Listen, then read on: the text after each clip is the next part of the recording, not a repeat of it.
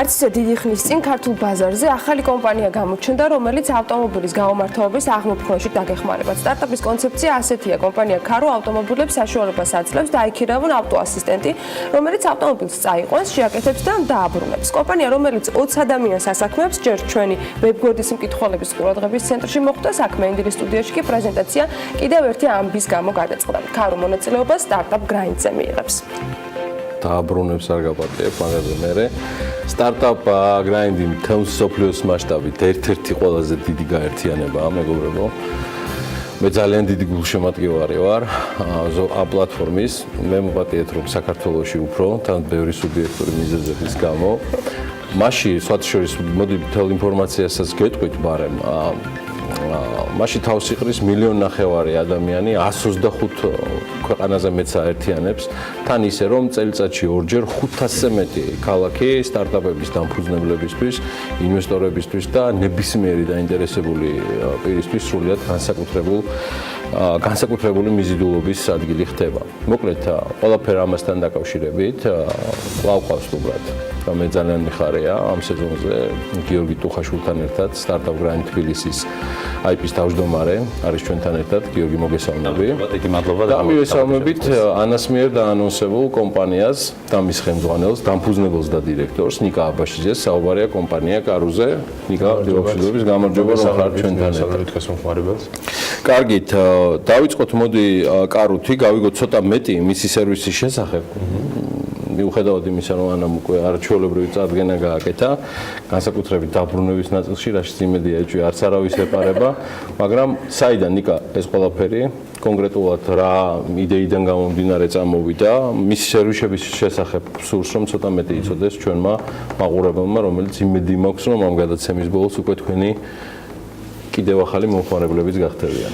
დიახ, CARU არის საშუალება, რომ ავტომობილის ზრუნვა გადააბარო უფრო გამოცდილ ადამიანს. ანუ ავტომფლობელს შეუძლია CARU-ის საიტის საშუალებით გამოიძახოს ადამიანი, ვინც მანქანებში ძალიან კარგად არის გარკვეული, გაატანოს მანქანა, ის შეუმოწმებს მანქანას, ეტყვის თუ რა პრობლემა აქვს მის ავტომობილს და მოუძებნის ნაწილებს, იქნება ეს საჭირო მეორადი თუ ახალი და ყველაზე იაფი სადაც იქნება იმ ფასებს დაუთვლის და ეტყვის, რომ აი ამ თქვენი მანქანის გაკეთება დაждდება ამდენი. თუ ავტომფლობელს ენდომება, მიცემს ფულს გასაკეთებლად, გააკეთებინებს და გამზადებულ მანქანას გარანტიით დაუბრუნებს ავტომფლობელს ავტო-ასისტენტი. ავტო-ასისტენტი არის ის ადამიანი, ვინც ავტომობილის შეკეთებაზე ზრუნავს. ნიკა, ნებისმიერი ტიპის მანქანაზეა. ნებისმიერი ტიპის მანქანაზეა. ჩვენი პლუსი სწორედ ისაა, რომ ჩვენ არ გვაქვს საკუთარი სერვის ცენტრი და ყოველდღე მიუკერძოებლები ვარ და სადაც უკეთესი ფასია იქ მიყავს უბრალოდ ავტო-ასისტენტს ავტომობილი და ყველანაირ ხელოსანზე მიუწვდება ხელი, იმიტომ რომ არ ვარ შეზღუდული იმით, რომ ხელოსანმა ჩვენთან უნდა იმუშაოს.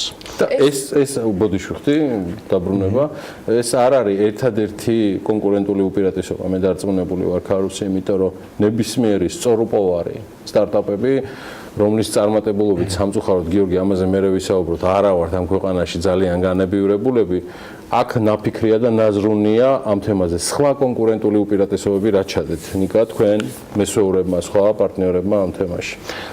ჩვენი მთავარი კონკურენტული უპირატესობა არის ინოვაციურობა, ის რომ ასეთი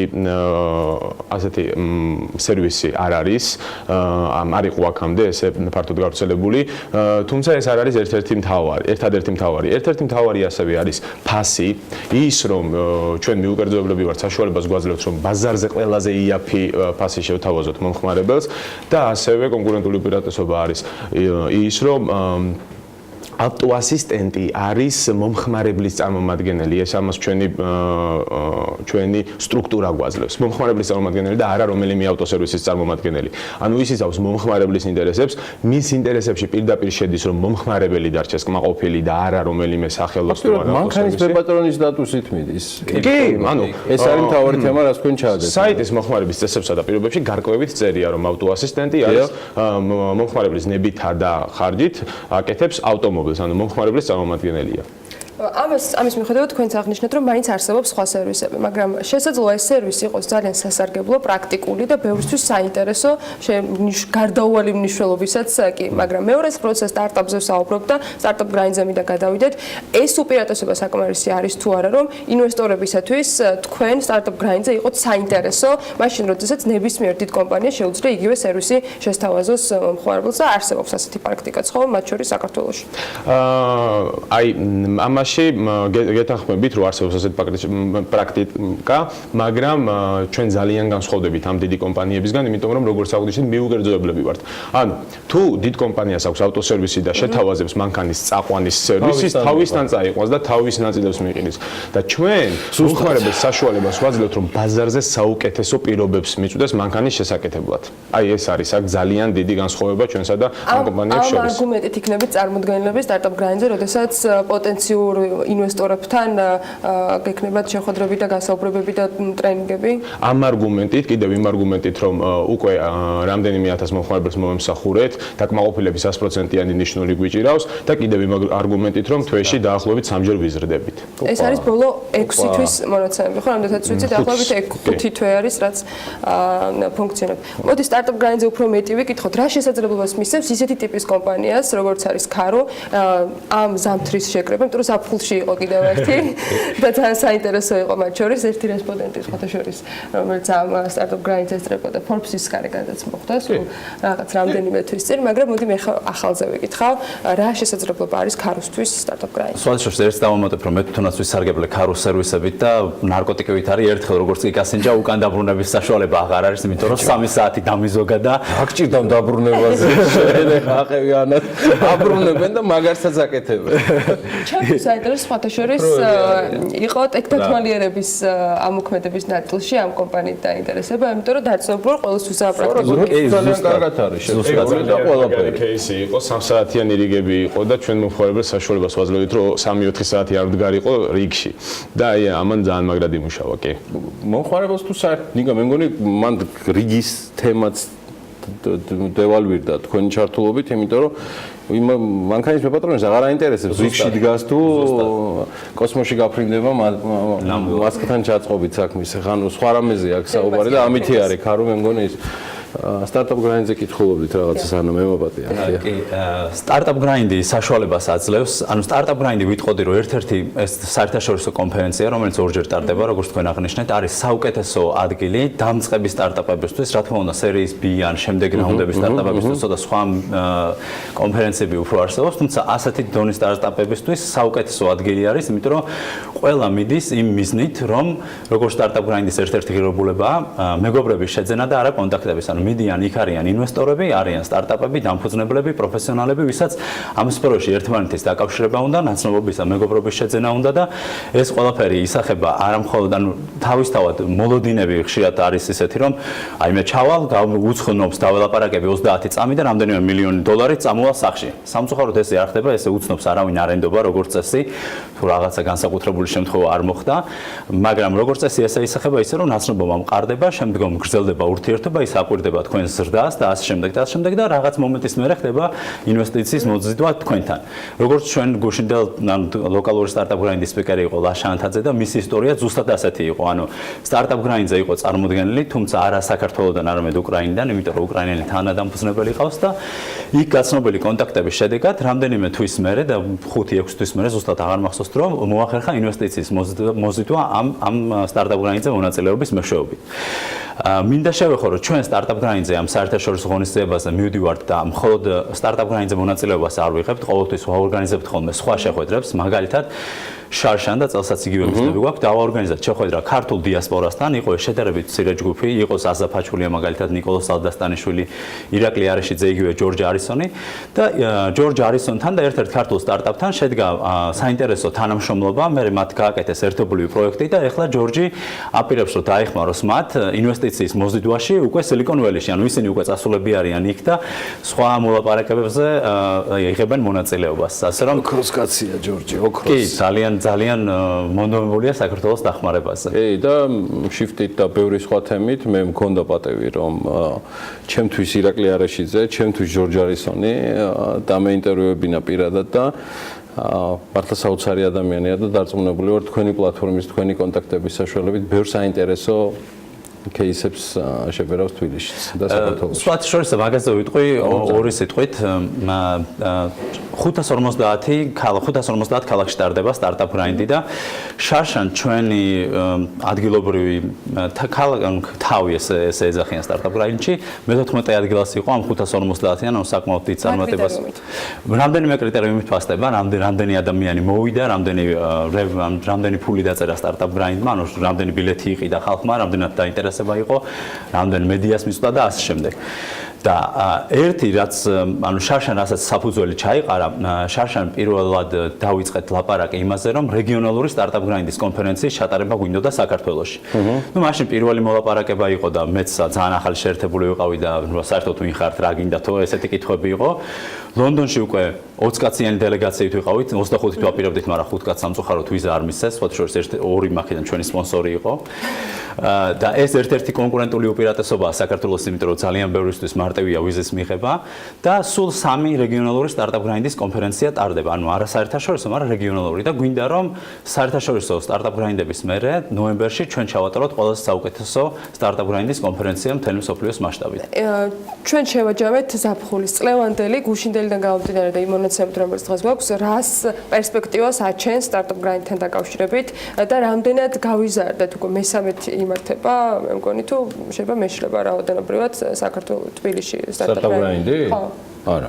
სტარტაპ გრაინდი ყოველ თვეში ერთხელ არის ლოკალური ღონისძიებები გვაქვს თვეში ერთხელ, სადაც სტარტაპ გრაინდის კონცეფცია არის განათლება, დაკავშირება და ინსპირაციის მიცემა.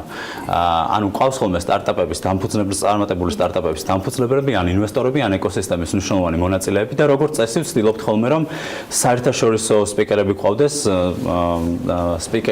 წარმოადგენლები, რატომ?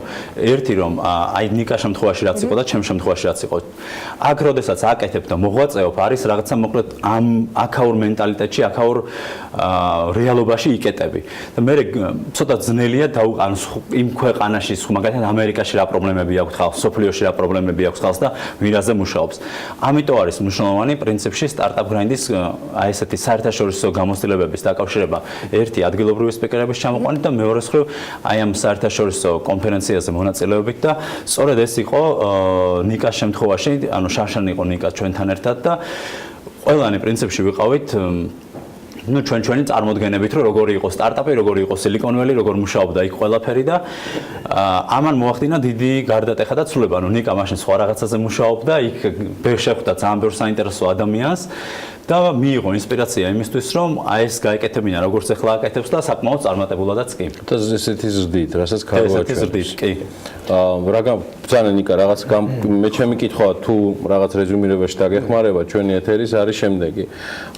CARU-ს აქვს დარწმუნებული ვარ გაწერილი თავისი სამოქმედო გეგმა. რა არის ის ძირითადი გამოწვევები იმ ზრდის ფონზე, რომელსაც თქვენ ასახელებთ, რომელიც 2019 წელს გაქვთ გაწერილი. ესე იგი, CARU-ს რა თქმა უნდა გვაქვს ესეთი გეგმა ჩამოყალიბებული, რომ ვიცით რომ აი რა თვეების მანძილზეები უნდა ვაკეთოთ, მაგრამ სტარტაპი იმდენად ადრეულ ეტაპზეა, რომ ეს გეგმები თითქმის ყოველ კვირას ის ხუთი ლაპარაკობ ჩემში. ყოველ ის რომ ესე სწრაფად იზრდება და უკვე ამხელა გახდა და წინა თვეში ამის ნახევარი ავტო-ასისტენტები იყვნენ დასაქმებული, ვიდრე ახლა არის და ოფისის ძალიან სწრაფად იზრდება.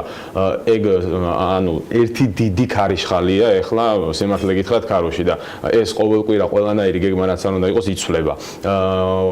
საჭიროებებს ხედავთ რომ უფრო ჩამოყალიბებული პროცესი იყოს, პროდუქტი უკეთესი გახდეს, პლატფორმა უკეთესი გახდეს, საიტზე იმხელა ტრაფიკია რომ ეხა უკვე გადაგვაქვს საიტი native-ზე რომ უფრო სწრაფად იმუშაოს, სერვერები, ანუ ძალიან ბევრი რაღაც არის ერთდროულად მასაწესრიგებელი და აი ეს ამერიკაზე რაც მინდა ვთქვა, ის არის რომ ეს იყო ერთი დიდი რევოლუცია ტვინში ჩვენთვის ყველასთვის იქ რო ჩავედით, იმიტომ რომ საქართველოში რაც არ უნდა დინამიურად იყო და ის ბიზნეს კულტურა მაინც ისეთი განვითარებული არის როგორც იმ ქვეყანაში და იქ აი ეს ქარიშხალი რომ ესე უნდა იყოს, არის ჩვეულებრივი ამბავი და ჩადიხარ, ხედავ რომ ასეა, ყველა ასეა, ეს ჩვეულებრივი ამბავია, ხედავ რომ ქუჩაში გადიხარ და ამერიკა რომელიც ჩვენთვის აქამდე იყო ეკონომიკური გრალი, ასე ვთქვათ, მიუწვდომელი ადგილი, არის ჩვეულებრივი ქვეყანა, სადაც ჩვეულებრივი ხალხი ცხოვრობს და შეგიძლია ჩვეულებრივად დაელაპარაკო. და თითქოს ანუ ხელშესახები ხდება და ის მომენტი აღარ გაქვს, რომ აი იქ რაღაც განსაკუთრებულია. სტარტაპ გრაინდმა ეს რო გააკეთა, ამით შემიძლია ვთქვა, რომ ყველანი ძალიან წინ წაგწია იქ ჩასვლის შემდეგ. ეს იყო ძალიან მაგარი. აი გეგმებს რაც შეეხება, ამას დაუბრუნდები CARU-ის გეგმებს. შემდეგი რამდენიმე თვის განმავლობაში, რა თქმა უნდა, გვაქვს ჩვენი წარმოდგენები რა იქნება, თუმცა ამაზე წინასწარ ვერ ვისაუბრებ, იმიტომ რომ რამდენიმე ინოვაციურ მიდგომას და არა პროდუქტ შეეხება ეს და გვინდა რომ ეს დავტოვოთ ისე როგორც არის, სანამ უკვე არ გავაკეთებთ. მაინტრიგებელი ანონსის. ხო, რაღაც ამგვარი შეიძლება გამოვიდა. ერთ პატარა იმას ჩავრთავ ამერიკასთან დაკავშირებით, ანუ იქ ჩვეულებრივი და ყოველდღიურობა არისო და იქ მოკლედ ტაქსისტის შევხვდა, რომ რაღაც Uber-ით მგზავრობდით და იმან თქვა, რომ კი, მეც ერთი კომპანიიდან უკვე დაეგზავნა, ანუ ჩემი სტარტაპი მქონდა ერთი კომპანია და დაეგზდებული ვიყავი, სულ ტაქსისტის მძღოლი კი არ ვიყავიო, პრაქტიკულად ესე გამოვიდა იქ. ჩვენთან რო დიპლომი და სამდიპლომიანები არიან, იქ სტარტაპერია. კი, სულ ტაქსის სხოლი კი არ ვიყავი, სტარტაპი ჩემი სტარტაპიდან ვარ დაეგზდებული. გიორგი ტუხაშუ სტარტაპ გრაინდ თბილისის შეფს მინდა კიდევ ერთხელ დიდი მადლობა უთხრა.